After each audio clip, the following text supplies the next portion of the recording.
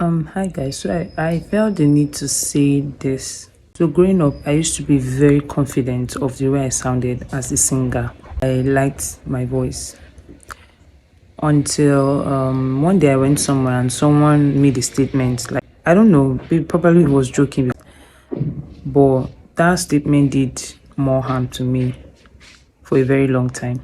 He asked me a question like, what department are you in? I was like, I'm the choir. He was like, so with this voice, that I'm supposed to be in drama group acting as a devil. And that statement did so much to me because after a very long time, I started feeling like I wasn't good enough.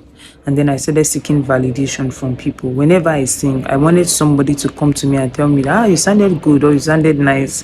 Just waiting for someone to say something about the way I sounded, just for me to be able to, get over that hurt. I had a very hoarse kind of voice.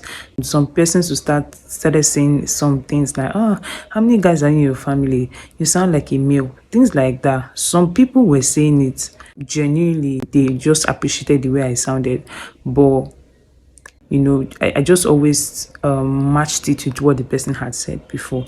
So I told this short story to say this. If someone has ever said something about your voice as a singer, or someone has ever told you that you don't know how to sing, or what are you doing in the choir, or something like that, and it affected you, I just want you to pick yourself up, dust whatever the person has said. Then as much as possible, if you need to get trained, if you need to get a vocal coach, or if you need to pay attention more to your voice, please do. If you need to learn more, please do. But don't let whatever the person has said make you give up on your dreams. Don't pick up yourself, forget about what the person has said, and then move on.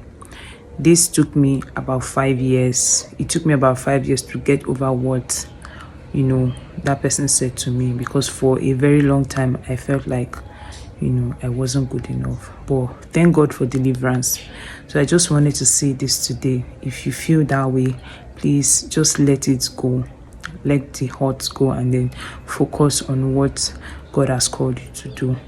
And for people who talk this way, please, I beg us, in the name of God, there is something called, constructive criticism. There's a way to give your feedback to someone without making the person feel, in a certain way. Just, you can give your feedback without, genuinely in love, without making the first person feel bad.